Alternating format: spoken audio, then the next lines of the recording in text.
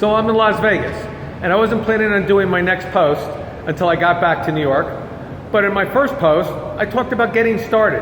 Now I'm talking about following through. And I thought, why should I wait until I get back to New York? If I'm motivated now, I should do another post now. And I'm motivated now.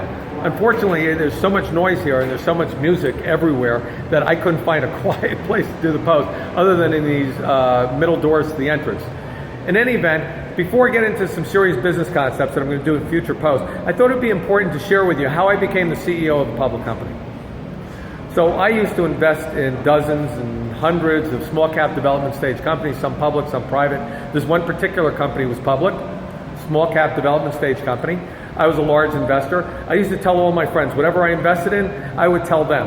I like making people money. I like building goodwill. I wasn't charging commissions. I wasn't making any money off of anybody. I did this for no reason other than to help other people.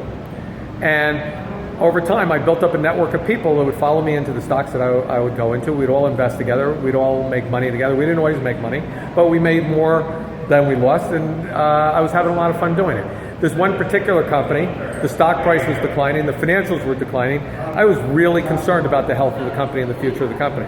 So I launched what's called the proxy contest. With a proxy contest, you nominate a board of directors to go against the existing board in an election. Every public company has an election every year at their annual shareholders meeting to elect the board of directors. So I thought, what the hell? I'm going to elect a board of directors or nominate a board of directors. What do I have to lose?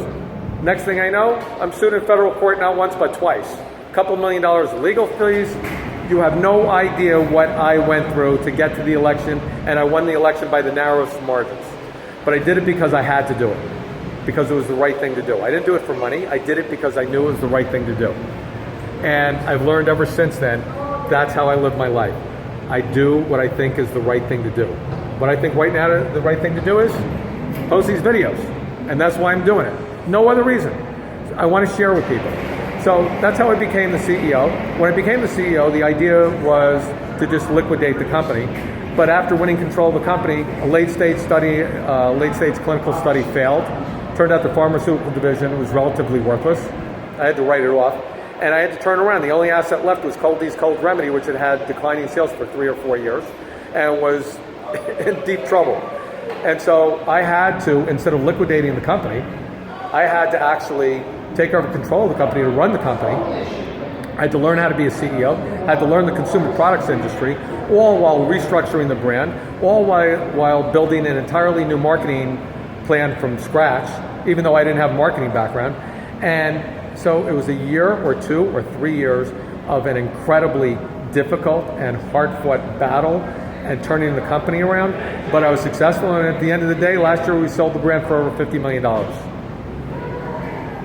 My point of this story is that I really didn't do it for money. I did it because it had to be done.